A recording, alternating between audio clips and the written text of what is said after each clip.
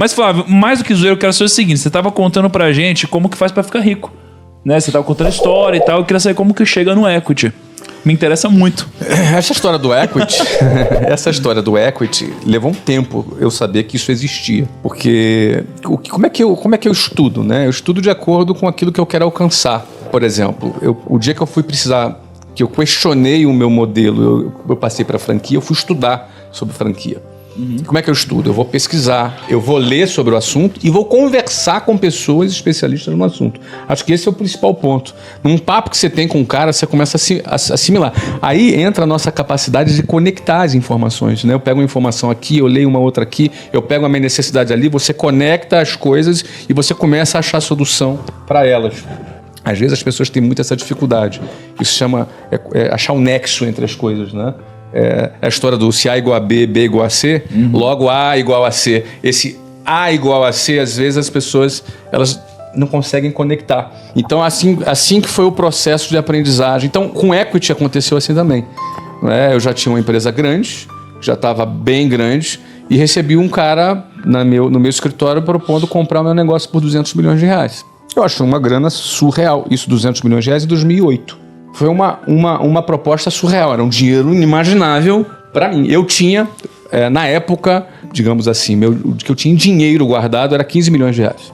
Tá? Eu tinha 15 milhões de reais guardado. Meu negócio já valia 200 milhões, mas eu investia tudo no meu negócio. Então, para pensar, você tem 15 milhões em dinheiro, e aí alguém te propõe 200 milhões. É forte. Peraí que você pediu pra pensar e o Kaique ainda tá desfrutando. Eu ia assinar as paradas e nunca mais ninguém ia me ver. Não. Eu investia tudo em bolsa na época. Ai, meu Deus. Eu operava a bolsa e operava bem já há algum tempo. Já operava a bolsa desde 2000. Pegou a época boa, né, Flávio? Desde 2004 eu operava a bolsa. Nossa, você entendeu? Boa. E aí o que aconteceu? Eu pedi o cara 30 dias para pensar. Por que eu pedi para pensar? Eu queria entender o que estava acontecendo, o que era aquilo. Eu fui pesquisar essa história. E aí foi justamente, olha que interessante, justamente no mês, se eu não me engano, foi o mês de julho de 2008, se eu não me engano, eu sempre gostei de operar opções, travado, com garantia. Na realidade, eu operava na venda, né? Eu operava vendido. Minha meta era ganhar sempre 3% ao mês. E a gente tinha ali, estava no ciclo já há 5 anos operando bem, fazendo esse modelo. E eu estava alavancado 5 vezes. Então você imagina, eu tinha 15 milhões vezes 5, 75 milhões, operando 75 milhões. Estava alavancado a termo 5 vezes. Em Vale. Em Vale. Gostoso, hein? Gostoso, 2008, Vale. 2008, bem, não é? E assim, Vale ia fazer, se eu não me engano, naquele mês ia fazer o IPO dela na França, se eu não me engano, se não me falha a memória.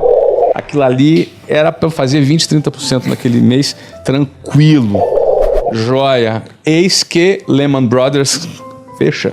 Foi aquela, no auge ali do subprime, ali, no auge ali daquela crise nos Estados Unidos, e dos 15 milhões que eu tinha ali, eu perdi 12 milhões. Tem que voltar a vender relógio. Eu perdi dos 15, 12 milhões, assim, 3 dias, 4 dias, alguma coisa assim. Caraca. Ou seja... Nossa, cara, como que o cara não morre, aí, velho? O cara, você morre, velho. Perdi tudo. Morrer não morre. E eu estava o quê? Pensando se eu ia aceitar os 200 ou não.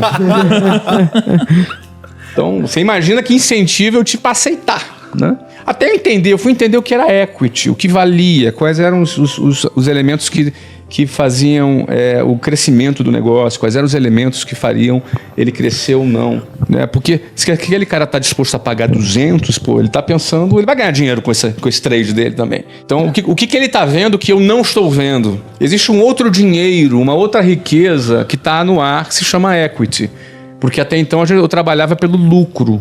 Meu negócio já dava um bom lucro, se eu não me engano, dava 30 milhões por ano naquele momento. Aí foi quando eu dei não. Eu dei não para essa venda. Eu neguei. Foi pro meu amigo Charles Martins, que eles eram dono, e o Carlos Wizard, eles eram dono da Wizard, fizeram essa proposta de compra. Eu neguei essa proposta de compra e comecei a entender que jogo esses caras estão jogando. Eu quero entender esse jogo. É um outro jogo, o equity é um outro jogo. Eu comecei a entender, eu comecei a perceber que quando você faz uma gestão voltada para equity, as suas decisões na empresa são diferentes. Quando você trabalha para o lucro, quando você trabalha para o equity. E aí eu comecei a implantar no meu modelo de gestão uma gestão orientada para equity. Que tipo de diferenças, Flávio? Vou dar um exemplo para você. Quando você se preocupa muito, às vezes, quando você trabalha no lucro, você se preocupa muito com a parte tributária. Não que não seja importante a parte tributária, que você não deva ter um bom planejamento tributário, porque isso impacta em caixa. Mas isso não impacta em resultado. E EBITDA, muitas vezes. Não impacta em EBITDA, em resultado. E o EBITDA é que vai determinar o teu valor. Então você começa a ter uma gestão orientada para valor. Eu, por exemplo, na época criei uma planilha onde eu já estabelecia o múltiplo projetado do valor do meu negócio e eu tinha ali como se fosse uma cotação do dia da minha ação, como se eu tivesse de capital aberto, entendeu? Então, ou seja, essas decisões aqui, se eu tomar, que impacto eu tenho no valor do meu negócio? Eu começo a não me preocupar mais com o lucro. Não que o lucro não seja importante também. Então, por exemplo, eu determinei uma retirada fixa, como se eu tivesse um salário. E o resto tudo eu vou trabalhar para investir no negócio. Ali eu tocava a minha vida e o resto eu vou investir. O que eu posso fazer de investimento para determinar o meu valor? Aí começa a aparecer a aquisição, a compra do negócio. E aí justifica você tomar, às vezes, uma dívida para você fazer uma aquisição.